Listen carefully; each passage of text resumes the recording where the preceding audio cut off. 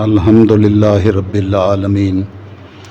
والصلاة والسلام علی سید الانبیاء والمرسلین اما بعد فاعوذ باللہ من الشیطان الرجیم بسم اللہ الرحمن الرحیم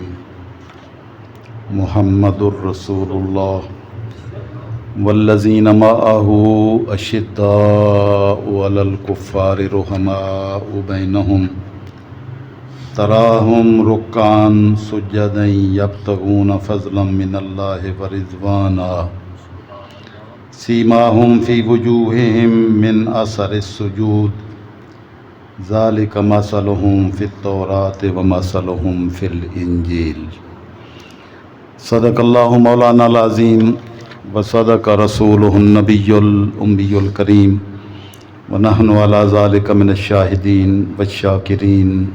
والحمد للہ رب العالمین۔ معزز حاضرین و ناظرین و سامعین، ماہ ذی الحج 19 تاریخ ہے آج، اور ماہ ذی الحج کئی اعتبار سے عالم اسلام میں مشہور و معروف ماہ مبارک ہے، جس میں اللہ رب العزت نے حج کا فریضہ عالم اسلام پر لازم فرمایا۔ اسی ماہ ذی الحج کے اختتام آخری ہفتے میں امیر المومنین سیدنا فاروق اعظم رضی اللہ تعالی عنہ کو ضرب لگائی گئی، جس کے نتیجے میں یکم محرم الحرام میں آپ کو شہادت نصیب ہوئی اور آپ اس دار فانی سے رخصت ہوئے۔ یہ تیسرا ہفتہ اس عظیم ہستی کی شہادت کے حوالے سے معروف و مشہور ہے، جن کو اللہ رب العزت نے آقا علیہ الصلوۃ والسلام کی نسبت سے ذو النورین کا لقب عطا فرمایا، یعنی سیدنا عثمان ابن عفان رضی اللہ تعالی عنہ۔ آپ کی شہادت ہے، اس لیے آپ کی شہادت کے حوالے سے آپ کے شخصی فضائل پر یہ گفتگو آج کی اس خطبے میں ہوگی۔ آیہ مبارکہ جو میں نے شروع میں ابھی تلاوت کی ہے، اس میں اللہ رب العزت نے حضور سرور کائنات صلی اللہ تعالی وسلم کے صحابہ کرام کی سیرت و کردار کو بیان فرمایا ہے۔ جب قرآن مقدس میں مالک الملک کسی کی سیرت و کردار کو بیان کرتا ہے تو اس کے بعد کسی اور شہادت کی ضرورت، کسی روایت کی ضرورت باقی ہی نہیں رہتی، کہ جب مالک الملک نے اعلان کر دیا تو اس کے بعد کسی اور گواہی کی ضرورت باقی موجود ہی نہیں رہے گی۔ اللہ رب العزت نے یہ سورہ فتح کی آیت نمبر 68 ہے، جس میں بیان فرمایا محمد رسول اللہ، محمد صلی اللہ تعالی وسلم اللہ کے رسول ہیں، اور جو اللہ کے رسول کے ساتھ نسبت اور تعلق رکھنے والے لوگ ہیں وہ کیسے ہیں، ان کا کردار بیان کیا کہ والذین معہ، جو آپ کی ذات کے ساتھ آپ کے قریب ہو گئے، آپ کے ساتھ جڑ گئے، اشداء علی الکفار، تو وہ کافروں کے مقابلے میں ایک چٹان ہے، لیکن رحماء بینہم، جب ان کو آپس میں اپنے بھائیوں میں دیکھیں گے تو ایک دوسرے پر اتنے رحیم ہیں کہ وہ رحمت کے پیکر بن جاتے ہیں اپنے مسلمان بھائیوں کے درمیان۔ تراہم رکعن سجدًا یبتغون فضلا من اللہ ورضوانا، آپ انہیں دیکھیں گے کہ وہ کبھی حالت رکوع میں ہیں تو کبھی حالت سجود میں، لیکن یہ ان کی عبادتیں، یہ ریاضتیں کسی کو دکھانے کی خاطر نہیں ہیں، بلکہ یبتغون فضلا من اللہ ورضوانا، ان عبادات کے ذریعے سے وہ صرف اور صرف اللہ کی رضا کے طالب ہیں۔ یعنی یہ باتیں لوگوں کو دکھانے کی خاطر نہیں کرتے، اپنے رب کو راضی کرنے کی خاطر کرتے ہیں۔ تو وہ رب جو دلوں کے اندر اٹھنے والے خیالات سے بھی واقف ہے،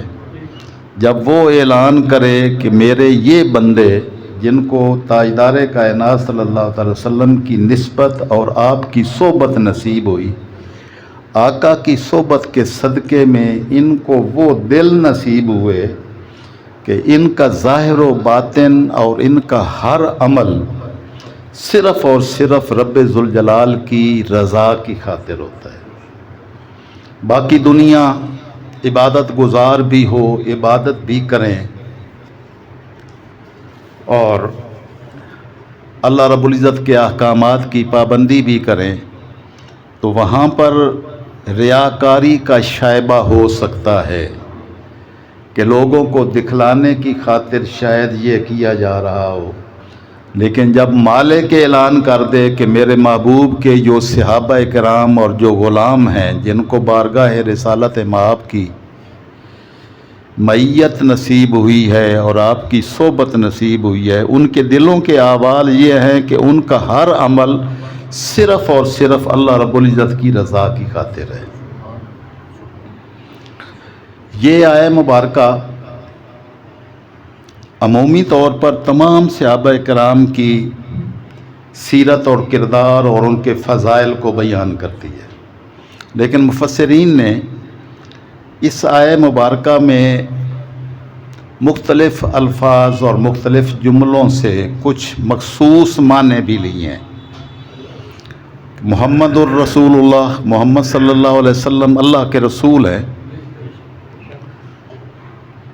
والذین معہ، وہ لوگ جن کو آپ کی معیت نصیب ہوئی، آپ کی صحبت نصیب ہوئی۔ تو اس معیت سے مراد بے شک سارے صحابہ کرام کو آقا علیہ السلام کی معیت نصیب ہوئی، لیکن جو معیت سیدنا صدیق اکبر کو نصیب ہوئی وہ کسی اور کے حصے میں نہیں آئی۔ تو اس والذین معہ سے مراد امیر المومنین سیدنا صدیق اکبر ہے کہ جن کو معیت رسول اتنی نصیب ہوئی کہ ساری زندگی آقا علیہ السلام کی معیت سے خالی نہ رہی، ساری زندگی آپ کے ساتھ رہے، غار ثور میں بھی ساتھ رہے اور مزار پاک میں بھی ساتھ ہیں، اور قیامت کے دن جب اٹھیں گے تو تاجدار کائنات صلی اللہ علیہ وسلم کی معیت میں اٹھیں گے۔ اشداء علی الکفار، مومنین تاجدار کائنات صلی اللہ علیہ وسلم کی رحمتوں کے صدقے میں پیکر رحمت ہوتے ہیں، لیکن جب اللہ اور اس کے رسول کے دشمن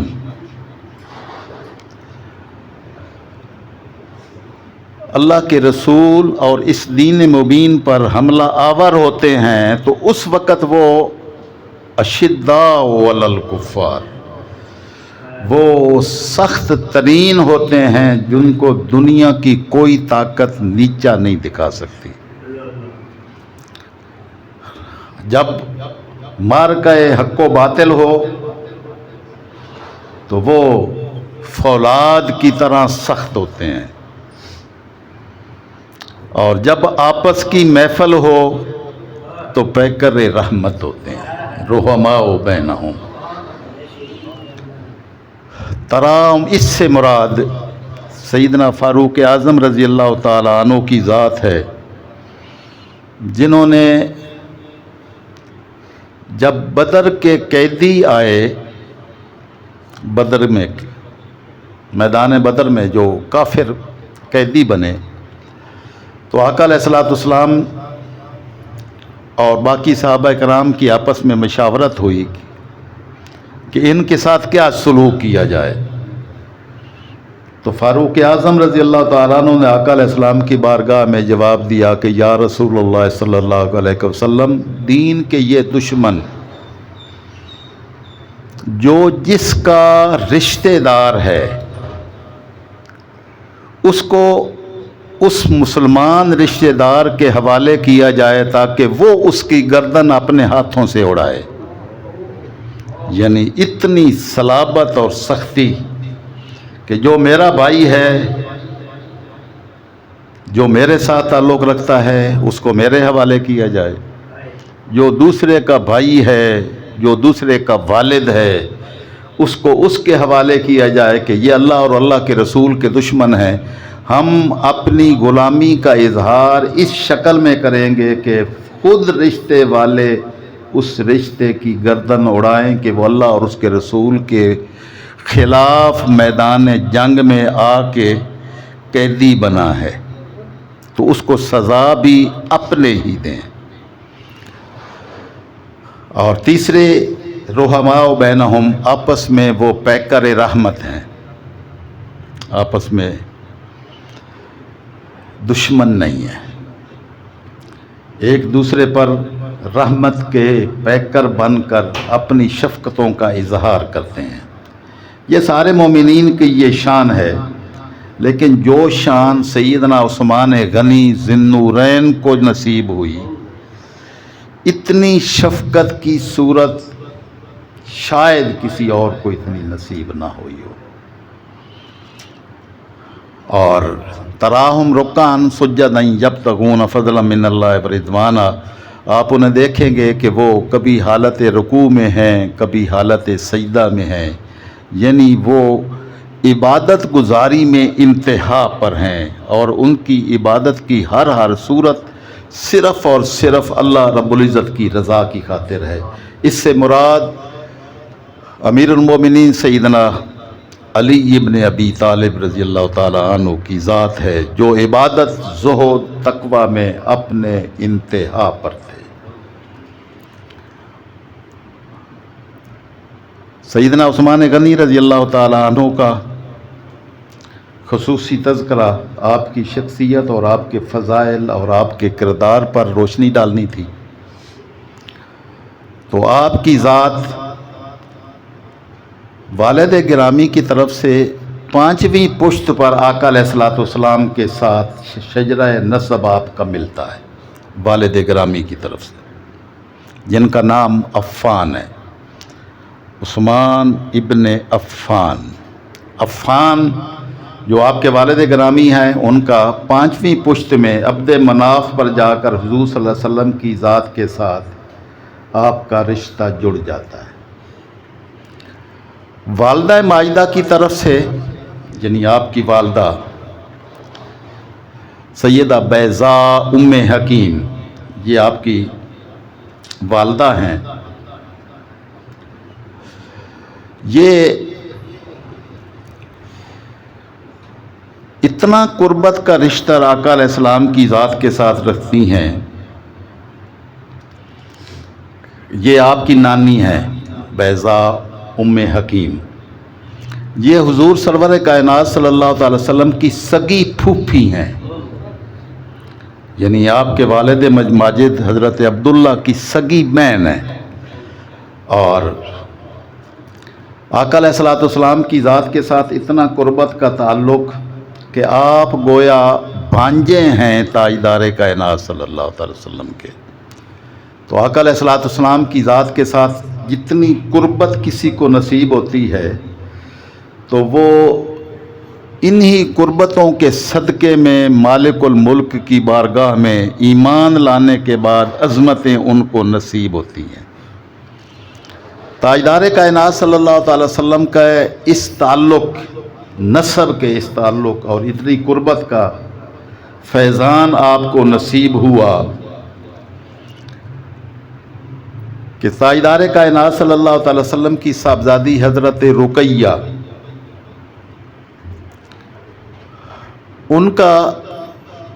کی نسبت طے ہوئی تھی، نکاح ہوا تھا ابو لہب کے بیٹے عتبہ سے، لیکن جب آپ نے اعلان نبوت فرمایا تو وہ بد نصیب شخص اتنا زیادہ آقا علیہ السلام کی مخالفت میں آگے چلا گیا کہ اس نے اپنے بیٹے پر دباؤ ڈالا کہ وہ آپ کی صاحبزادی کو طلاق دے دے۔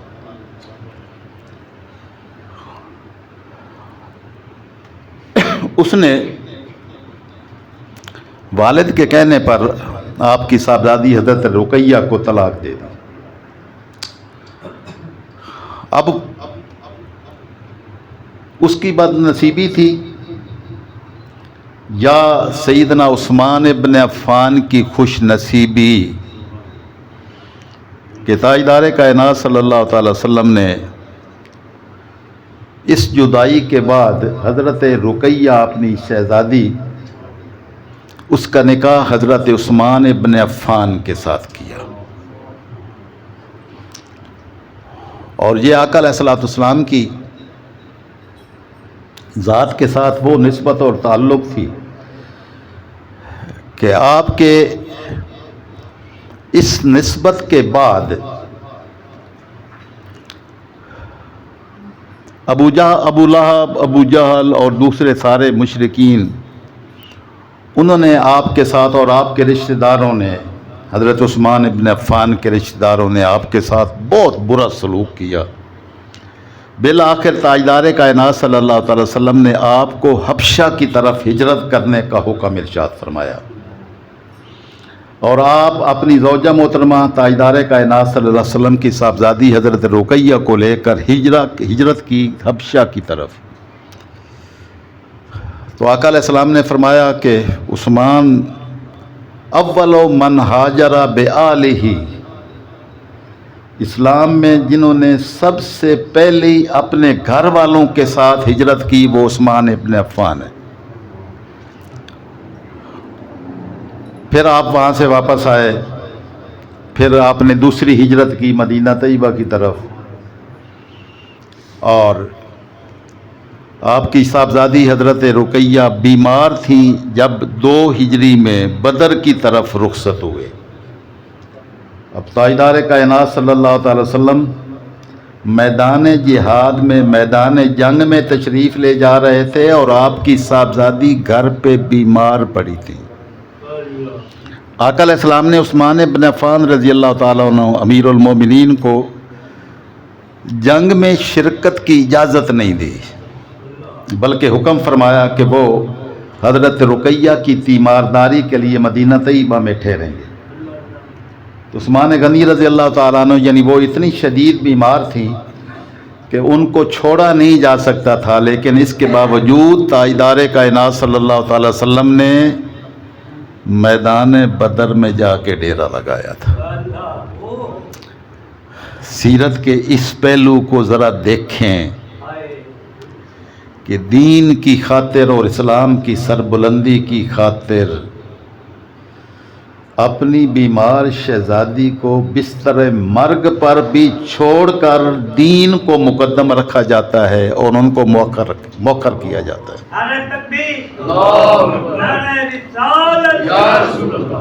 جب حضرت رقیہ، جن کی تیمارداری کے لیے حضرت عثمان ابن عفان اپنی زوجہ محترمہ کے لیے وہاں ہی رکے، تو جب مسلمانوں کا لشکر فتح یاب ہو کر واپس آ رہا تھا تو اس وقت حضرت رقیہ کا جنازہ اٹھ رہا تھا مدینہ منورہ میں۔ ان کا وصال ہو گیا۔ حضرت عثمان ابن عفان رضی اللہ تعالیٰ عنہ غم زدہ اور پریشان رہنے لگے۔ فاروق اعظم رضی اللہ تعالیٰ عنہ نے آپ سے غمزدگی اور پریشانی کی وجہ پوچھی کہ آپ بجھ سے گئے ہیں، تو آپ نے ارشاد فرمایا کہ دو وجوہات ہیں۔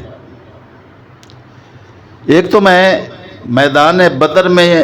شریک نہیں ہو سکا، اور اللہ رب العزت نے بدری صحابہ کی جتنی عظمتیں اور شانیں بیان کی ہیں وہ اتنی زیادہ ہیں کہ میں اس محرومی کا کہ میں ان میں شامل نہیں ہوا تو اس محرومی کا غم ہے اور پریشانی ہے، اور اس کے ساتھ ساتھ نسبت رسول صلی اللہ تعالی وسلم دنیا میں بھی کارآمد ہے اور آخرت میں بھی ہمیشہ قائم رہے گی۔ تو آقا علیہ الصلوۃ والسلام کی دامادی کا جو شرف نصیب تھا وہ حضرت سیدہ رقیہ کے وصال کے بعد وہ بھی چھن گیا ہے، تو دو محرومیاں آ گئی ہیں۔ اس کی وجہ سے رات دن پریشانی کے سوا اور کوئی صورتحال نہیں ہے، پریشان رہتا ہوں۔ آپ کی یہ بات آقا علیہ الصلوۃ والسلام کی بارگاہ میں پہنچی، تاجدار کائنات صلی اللہ تعالی وسلم نے عثمان ابن عفان کو بلایا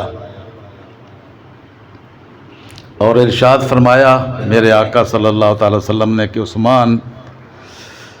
جو عظمتیں رفعتیں اللہ رب العزت نے اصحاب بدر کو عطا کی ہیں، آپ اللہ اور اس کے رسول کے حکم کی تعمیل میں مدینہ طیبہ میں ٹھہرے ہوئے تھے اور ادھر شریک نہیں ہوئے تھے، تو مالک الملک نے جو عظمتیں اور جو رفعتیں، جو بلندیاں، جو اجر و ثواب، جو مقامات اہل بدر کو عطا کی ہیں، اللہ کا رسول ان ساری برکتوں میں تمہیں شریک کرتا ہے۔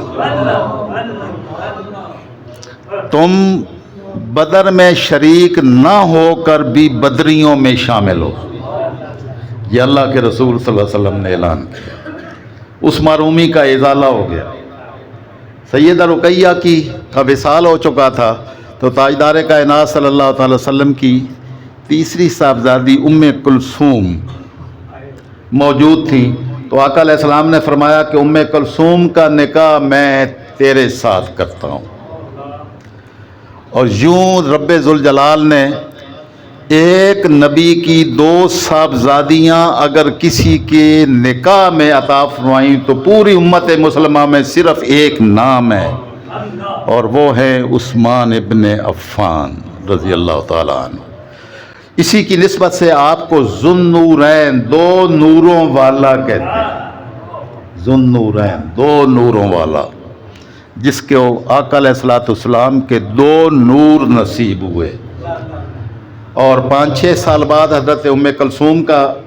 بھی وصال ہو گیا، تو اس وقت سیدہ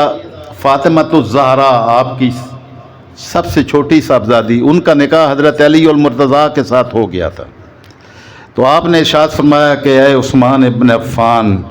اگر میری کوئی اور بھی صاحبزادی ہوتی تو وہ بھی میں تیرے نکاح میں دے دیتا۔ نعرہ تکبیر، نعرہ رسالت، نعرہ حیدر۔ ان ہستیوں کو مالک الملک نے ارشاد فرمایا السابقون الاولون من المہاجرین والانصار، وہ پہلے جو ایمان لائے اور سبقت لے گئے ساری دنیا سے، وہ آقا علیہ السلام کے یہی صحابہ کرام تو تھے جن کو اللہ رب العزت نے ایمان کی دولت عطا فرمائی، اور آقا علیہ السلام کی معیت اور صحبت اور سنگت ان کے حصے میں آئی، مالک الملک نے ان کو چنا۔ اگر کسی کو صحبت پوری دنیا انسانیت میں، اگر کسی کو کسی خیر کا ساتھی، کسی اچھے کا سنگ ساتھ نصیب ہو تو وہ خوش نصیب کہلاتا ہے۔ اور دنیا جانتی ہے کہ کسی کی پہچان اگر کرنی ہو تو اس کے دوستوں سے اس کی پہچان کی جاتی ہے کہ وہ کن کے ساتھ اٹھتا بیٹھتا ہے، اور اس کی معیت میں اور اس کی صحبت میں رہنے والے لوگ کا اسے۔ تو ساری دنیا میں اللہ رب العزت نے جن کو سب سے زیادہ کمال کی صحبت اور سنگت عطا فرمائی وہ میرے آقا صلی اللہ تعالی وسلم کی صحبت میں رہنے والے صحابہ کرام ہیں۔ ان صحابہ کرام جیسی کوئی ہستی انبیاء کرام کے بعد کائنات میں موجود نہیں ہے، بلکہ وہ جنہوں نے ایمان کی حالت میں میرے آقا صلی اللہ تعالی وسلم کی چہرہ انور کا دیدار کیا، بعد میں آنے والی امت کے تمام کتب، ابدال، غوث، جتنے بھی بلند مقامات کے حامل سارے لوگوں کو اکٹھا کر لیا جائے تو میرے آقا کے چہرہ انور کا جس نے اپنی زندگی میں ظاہری حیات میں دیدار کیا اس کی گرد راہ کے برابر بھی نہیں ہو سکتا۔ لیکن جن کو اللہ نے ابتدائی طور پر صحبت رسول نصیب فرمائی تو آپ کی ایمان لانے کا واقعہ بھی بڑا ایمان افروز ہے۔ آپ کی سنگت و صحبت تھی سیدنا صدیق اکبر رضی اللہ تعالیٰ عنہ کے ساتھ، دوستی تھی اسلام لانے سے پہلے بھی۔ تو جن کی فطرت میں صداقت اور سچائی ہو، اچھائی ہو، خیر ہو، وہ ہر حال میں خیر کے پیکر ہی رہتے ہیں۔ ابھی آپ نے اسلام قبول نہیں کیا تھا لیکن آپ کی دوستی صدیق اکبر جیسی ہستی کے ساتھ تھی۔ تو آپ حضرت صدیق اکبر کو ملنے کے لیے ان کے گھر گئے تو سیدنا صدیق اکبر رضی اللہ تعالیٰ عنہ نے آپ کو اسلام کی دعوت دی کہ تاجدار کائنات صلی اللہ علیہ وسلم تشریف لے آیا ہے، آخری نبی اللہ کے، انہوں نے اعلان نبوت کیا ہے تو آپ بھی ہمارے ساتھ شامل ہو جائیں۔ تو آپ نے ان کے ابتدائی جملوں سے ہی چونکہ صداقت من میں تھی اور من کی سچائی انسان کو سچائی کو قبول کرنے میں بڑی معاونت کرتی ہے اور اس میں دشواری نہیں ہوتی، تو آپ فوراً تیار ہو گئے۔ تو عرض کی کہ مجھے آقا علیہ السلام کی بارگاہ انور میں لے جائیں، میں آپ کی غلامی قبول کروں۔ ابھی یہ تیاری ہو رہی تھی کہ مجھے آقا علیہ السلام کی بارگاہ انور میں لے جائیں کہ تاجدار کائنات صلی اللہ تعالی وسلم صدیق اکبر کے گھر میں خود تشریف لائے۔ اور آقا علیہ السلام نے جو ہی سیدنا عثمان غنی کو دیکھا تو آپ نے جملہ ایک ارشاد فرمایا کہ عثمان جنت قبول کر لے، جنت قبول کر لے۔ آقا علیہ السلام کے اس جملے پر تو وہ تو پہلے تیار بیٹھے تھے، تو فوراً آقا علیہ السلام کی غلامی کو اختیار کیا، آپ کا کلمہ پڑھا اور آپ کے قدموں میں گرے اور آپ کی غلامی قبول کر لی۔ یہ وہ عثمان ابن عفان ہیں جن کو آقا نے اسلام میں داخل کرتے ہوئے فرمایا کہ عثمان جنت قبول کر لے۔ یہ وہ ذات ہیں جن کو اللہ نے آقا علیہ السلام کی زبان انور سے پہلے دن ہی جنتی اعلان کروایا تھا۔ اور اب اس آیت کی طرف آئیں، السابقون الاولون من المہاجرین، مہاجرین اور انصار میں سے جن لوگوں کو اول دور میں ایمان کی دولت نصیب ہوئی، والذین اتبعوہم بإحسان، یعنی وہ سابقون الاولون اور پھر جنہوں نے ان کی اتباع کی احسان کے ساتھ، یعنی انہی کے نقش قدم پر جو چلتے رہے، رضی اللہ عنہم ورضوا عنہ، یہ قرآن کی آیت پڑھ رہا ہوں کہ اللہ نے فرمایا رضی اللہ عنہم، اللہ ان سے راضی ہو گیا، کن سے؟ جنہوں نے السابقون الاولون میں اپنا نام شامل کیا، وہ جن کو مکہ کی زندگی میں ہر طرف سے دنیا کفر کی ہر تکلیف اٹھا کر بھی حق کا دامن نہیں چھوڑا۔ ابھی کبھی مکی زندگی پر تاجدار کائنات صلی اللہ تعالی وسلم کی سیرت طیبہ کا مطالعہ کریں۔ 13 سال میرے آقا نے کن مشقتوں میں زندگی گزاری، کتنی مشکلات آئیں۔ شیب ابی طالب میں 3 سال تک مقاطع رہا، آپ کے ساتھ نہ کوئی لین دین تھا، نہ آپ کے ساتھ کوئی بات کرتا تھا، اور سیدنا ابو طالب رضی اللہ تعالی عنہ چٹان کی طرح اپنے بھتیجے حضرت محمد صلی اللہ تعالی وسلم کے ساتھ کھڑے رہے، آپ کو اپنے بستر پر سلاتے اور رات کو آپ کا بستر تبدیل کرتے رہتے کہ کہیں کوئی دشمن آپ کو تکلیف نہ پہنچائے۔ اور حضرت علی رضی اللہ تعالیٰ عنہ اور آپ کا پورا خانوادہ آقا علیہ السلام کی خاطر جن مشقتوں سے گزرا، حتیٰ کہ پتے بھی کھانے کو نہیں ملتے تھے، درختوں کے پتے بھی، اور درختوں کے پتوں میں آپ کو معلوم ہے کہ کتنی خشکی ہوتی ہے، یہ جانور کھاتے ہیں تو مینگنیاں کرتے ہیں۔ تاجدار کائنات صلی اللہ تعالی وسلم کا خانوادہ پتے کھا کر مینگنیاں جیسی کیفیات سے گزرے ہیں۔ تو اس حال میں بھی جنہوں نے آقا علیہ السلام کی سنگت اور صحبت اختیار کی، تو مالک الملک نے اعلان کیا کہ یہ انصار مدینہ میں بھی یہی لوگ تھے جو ابتدائی سبقت لے جانے والے تھے، جنہوں نے اپنا سب کچھ اللہ اور اللہ کے رسول کی خاطر نچھاور کر دیا تھا۔ تو ان کو والذین اتبعوہم بإحسان، اور جن کو احسان کے ساتھ ان کی اتباع نصیب ہوئی، یعنی ان کے نقش قدم نصیب ہوئے، تو مالک نے یہاں دنیا میں کلام مقدس میں ساری دنیا کے سامنے اعلان کر دیا، رضی اللہ عنہم، اللہ ان سے راضی ہو گیا، ورضوا عنہ، اور صرف وہ راضی نہیں ہوئے بلکہ وہ اللہ ان سے راضی ہو گیا، ورضوا عنہ، اور وہ اللہ سے راضی ہو گئے۔ اللہ فرما رہا ہے کہ میں ان سے راضی ہو گیا اور وہ مجھ سے راضی ہو گئے۔ یہ اعلان کون کر رہا ہے؟ اللہ اعلان کر رہا ہے۔ اس کے بعد کسی انسان کی تصدیق اور کسی دلیل کی ضرورت باقی نہیں رہتی۔ وہ بد نصیب شخص ہے جس کی زبان تان ان ہستیوں پر کھلتی ہے جن کے بارے میں مالک الملک نے رضا کا اعلان کیا ہے۔ اور یہ صحابہ کرام کے لیے جو رضی اللہ عنہم کے الفاظ بولے جاتے ہیں، یہ قرآن پاک کی اس نص سے ثابت ہیں کہ اللہ ان سے راضی ہو گیا، اور جنہوں نے بھی ان کی اتباع کی احسان کے ساتھ کہ انہی کے نقش قدم پر چلتے رہے، تو ان کے لیے بھی رضی اللہ عنہم کا لفظ بولا جاتا ہے۔ یہ بھی اسی قرآن کی نص سے ثابت ہے، رضی اللہ عنہم ورضوا عنہ، اور وَأَعَدَّ لَهُمْ، اور ان کے لیے مالک نے تیار کی ہے جنت۔ جنت،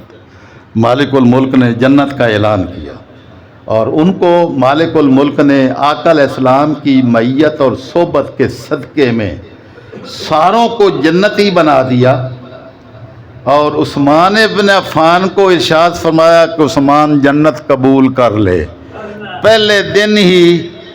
عثمان جنتی بن کر بارگاہ مصطفیٰ صلی اللہ تعالی وسلم میں حاضر ہوئے۔ اللہ رب العزت نے آپ کو انفاق کی، صداقت کی، وفا کی اور جانثاریوں کی اتنی بے شمار نعمتوں سے نوازا کہ آقا علیہ السلام نے جیش الاسرہ، تنگی کے دور کا لشکر، آقا علیہ السلام نے اعلان فرمایا کہ چندہ دیں، چندہ دیں، لشکر تیار کرنا ہے دنیا کفر کے مقابلے کے لیے۔ عثمان غنی رضی اللہ تعالیٰ عنہ گئے، آقا علیہ السلام کی بارگاہ انور میں 1000 دیناروں کی تھیلی لا کے آقا علیہ السلام کی جھولی میں انڈیل دی جوں۔ اور راوی بیان کرتے ہیں کہ تاجدار کائنات صلی اللہ تعالی وسلم ان دیناروں کو، اشرفیوں کو، سونے کے سکے، ان کو یوں ہاتھ سے اٹھا اٹھا کے یہاں یوں پلٹتے تھے، یکلے بوا ان کو پلٹتے تھے، اور آپ ممبر سے نیچے تشریف لے آئے اور ان تھیلیوں کو یوں یوں کھن کھناتے تھے، اور آپ نے اعلان کیا ما در عثمان ما عمل بعد ھذا اليوم، کہ آج عثمان نے وہ قربانی پیش کی ہے کہ اس کے بعد مسلمان جو زندگی میں کام کرتا رہے اس کا مواخذہ نہیں ہوگا، اب بری و ذمہ ہو گیا، آج کے بعد کسی عمل کا مواخذہ بھی نہیں ہوگا۔ آپ نے 100 اونٹ ما ساز و سامان بھی پیش کیے، آپ نے پھر 200 اونٹ پیش کیے ما ساز و سامان، آقا علیہ السلام نے پھر اعلان کیا تو 300 اونٹ اور پیش کیے ما ساز و سامان۔ تو آقا علیہ السلام کی بارگاہ میں آقا علیہ السلام نے دعا کی، اللہم اے میرے رب، آج کے بعد عثمان جو مرضی کرتا رہے، میرے عثمان سے بات پرس نہیں کرنی ہے۔ تو یعنی وہ جنتی ہے جس کو آقا علیہ السلام کی بارگاہ سے یہ وہ فیض ملا کہ آج کے بعد آپ کے عمل کا محاسبہ بھی نہیں ہوگا کہ عثمان نے وہ کچھ کر دیا ہے جس کے بعد کسی عمل کی ضرورت ہی باقی نہیں رہتی۔ حالانکہ عمل کی ضرورت ہمیشہ باقی رہتی ہے، لیکن یہ وہ ہستی ہے جن کو تاجدار کائنات صلی اللہ علیہ وسلم کی زبان انور سے یہ کرم نوازی نصیب ہوئی کہ عثمان آج کے بعد بری و ذمہ ہے، جو مرضی کرتا رہے، اللہ بھی مواخذہ نہیں فرمائے گا۔ اللہ رب العزت نے اتنے انفاق کی صورتیں، اتنی عظمتیں، اتنی حیا، تاجدار کائنات صلی اللہ تعالی وسلم تشریف فرما تھے، آپ کی پنڈلی مبارک سے ذرا کپڑا ہٹا ہوا تھا، باہر دستک ہوئی، حضرت صدیق اکبر رضی اللہ تعالیٰ عنہ نے دستک دی، پوچھا کون؟ بتایا صدیق اکبر ہیں۔ آقا علیہ السلام کی بارگاہ میں عرض کی گئی، آپ نے فرمایا ان کو اجازت دے، اندر آپ تشریف لائے۔ آپ جس حالت میں دراز تھے، لیٹے ہوئے تھے، اسی حالت میں قائم رہے، آپ بیٹھ گئے، تھوڑی دیر بعد پھر دستک ہوئی تو آقا علیہ السلام نے ان کو بھی اجازت دی۔ جب وہ اندر داخل ہوئے تو فاروق اعظم رضی اللہ تعالیٰ عنہ تھے۔ تیسری مرتبہ پھر دستک ہوئی، جب دستک ہوئی تو آقا علیہ السلام نے اجازت دی، اندر تشریف لائے۔ اندر تشریف لانے والے عثمان ابن عفان تھے، اور جب آپ اندر تشریف لائے تو آقا علیہ السلام جس حالت میں لیٹے ہوئے تھے اٹھ کے بیٹھ گئے اور اپنی پنڈلی پر کپڑا درست کیا، اپنی پنڈلی کو ڈھانپ دیا۔ تو بعد میں سید عائشہ صدیقہ رضی اللہ تعالی عنہا نے آپ سے پوچھا کہ میرے والد گرامی آئے، آپ اسی حالت میں لیٹے رہے، فاروق اعظم آئے، اسی حالت میں لیٹے رہے، اور عثمان ابن عفان آئے تو آپ اٹھ کے بیٹھ گئے اور اپنی پنڈلی کے اور کپڑا جو ہے وہ دے کے اس کو ڈھانپ دیا، تو یہ اس کی ریزن اور اس کی وجہ کیا تھی؟ تو تاجدار کائنات صلی اللہ تعالی وسلم نے عثمان کے حیا کا بیان کیا۔ آقا علیہ السلام نے فرمایا کہ اے عائشہ، جس سے اللہ کے فرشتے حیا کرتے ہیں میں اس سے حیا کیوں نہ کروں؟ تو وہ عثمان جس کو آقا علیہ السلام کی قربت صحبت اتنی نصیب ہوئی کہ آپ حیران ہوں گے کہ آپ کی شہادت قرآن مقدس کی تلاوت کرتے ہوئی۔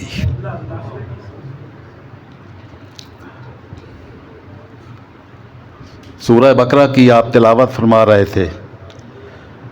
جب آپ کو شہید کیا گیا،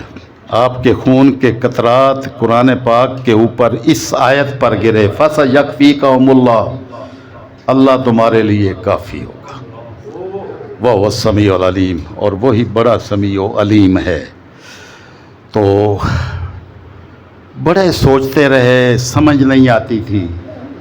کہ مدینہ الرسول میں آقا علیہ السلام کے شہر مدینہ میں عثمان غنی رضی اللہ تعالیٰ عنہ کو بلوائیوں نے شہید کیسے کر دیا؟ کیا مسلمان اس وقت ختم ہو گئے تھے؟ کوئی بھی نہیں موجود تھا؟ شاید آپ کے ذہن میں بھی سوال سے یاد آیا ہو، بس اسی سوال کا جواب دینا ہے کہ عثمان غنی کی وہ ذات ہے کہ آپ نے مسلمانوں کے لشکر کو جنگ کرنے کی اجازت ہی نہیں دی.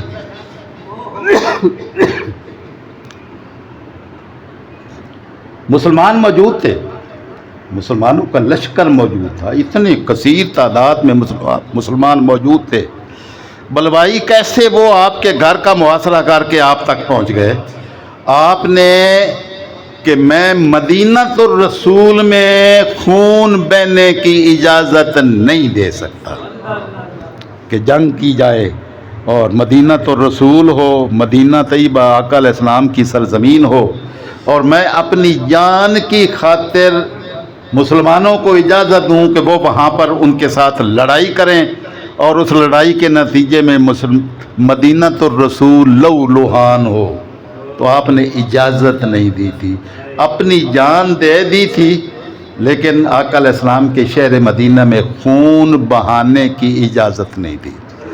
اللہ رب العزت نے آپ کو صفات کا پیکر بنایا. جب آپ بیعت رضوان میں اللہ رب العزت کے رسول کے حکم کی تعمیل میں سفیر بن کر کفار مکہ کے ساتھ بات کرنے کے لیے تشریف لے گئے، آقا علیہ السلام نے پیچھے بیعت رضوان کی. بیعت رضوان جس میں قرآن مقدس میں جس کی سارا تذکرہ ہے، لقد رضی اللہ عن المؤمنین اذ یبایعونک، اللہ ان سارے مومنین سے راضی ہو گیا جب وہ آپ کے دست انور پر بیعت کر رہے تھے. یہ قرآن مقدس میں اعلان، یہ تیسری آیت میں بیان کر رہا ہوں کہ اللہ نے فرمایا کہ اللہ راضی ہو گیا ان صحابہ کرام سے، اذ یبایعونک، اے میرے محبوب جو آپ کے دست انور پر بیعت کر رہے تھے، ان سے اللہ راضی ہو گیا. اور اللہ نے ان کے دلوں کے احوال جان لیے کہ یہ بیعت کسی ظاہرداری اور ریاکاری کی خاطر نہیں تھی، اللہ ان کے دلوں کے حال سے واقف ہے. اس وقت حضرت عثمان غنی مکہ گئے ہوئے تھے، اللہ کے رسول نے سفیر بنا کے بھیجا تھا، اور جب سارے صحابہ کرام نے بیعت کر لی تو آقا علیہ السلام نے اپنا دست انور اپنے ہاتھ پر رکھ کر فرمایا، ھذہ لعثمان، ہاں یہ عثمان کا ہاتھ ہے جس کے ذریعے سے میں بیعت کر رہا ہوں. اور جو عثمان کا ہاتھ آقا نے اپنے ہاتھ کو قرار دیا تھا تو باقی ساری دنیا نے اپنے ہاتھوں سے آقا کے دست انور پر بیعت کی تھی. اور یہ واحد ہستی ہے روئے کائنات میں جن کی طرف سے آقا علیہ السلام نے اپنے ہاتھ سے اپنے ہاتھ پر بیعت کی اور فرمایا، ھذہ ید عثمان، یہ عثمان کا ہاتھ ہے. تو بعد میں آپ فخر کرتے تھے کہ میرے لیے میرا ہاتھ اس کے مقابلے میں تاجدار کائنات کا ہاتھ کتنا زیادہ کئی گنا حسین ترین تھا کہ آقا علیہ السلام نے اپنے دست انور سے میرے لیے بیعت فرمائی. اور جب وہاں مکہ مکرمہ میں کافروں نے کہا کہ تم تو آ گئے ہو، اب ہم نے نبی مکرم صلی اللہ علیہ وسلم اور صحابہ کرام کو باقی کو اجازت نہیں دی ہے بیت اللہ کا طواف کرنے کی اور اندر آنے کی، تم آ گئے ہو، سفیر بن کر ہی آئے ہو، تو یہ بیت اللہ شریف موجود ہے، چلو بیت اللہ کا طواف ہی کر لیں. تو آپ نے فرمایا کہ ہمیں کیا طوافوں سے غرض ہے، ہم طواف اس وقت کریں گے جب میرے آقا صلی اللہ علیہ وسلم طواف کریں گے. ہمارے سارے طواف تاجدار کائنات صلی اللہ علیہ وسلم کی خاطر ہیں. یہ وہ عثمان ابن عفان ہیں جن کی شہادت کا یہ دن ہے، یہ تیسرا ہفتہ. اللہ رب العزت اپنے محبوب کی عظمتوں کے صدقے ہمیں ان کی ذات کے ساتھ وہ نسبت، تعلق، وہ آقا علیہ السلام کی قربت جو ان کو نصیب ہوئی، اس کا فیضان ہمیں بھی نصیب فرمائے تاکہ ہم دنیا اور آخرت میں ان کے صدقے میں سرخرو ہو جائیں، اور تمام صحابہ کرام کی محبت، آل بیت اطہار کی محبت ہمارے دلوں کو نصیب ہو. وما علینا الا البلاغ.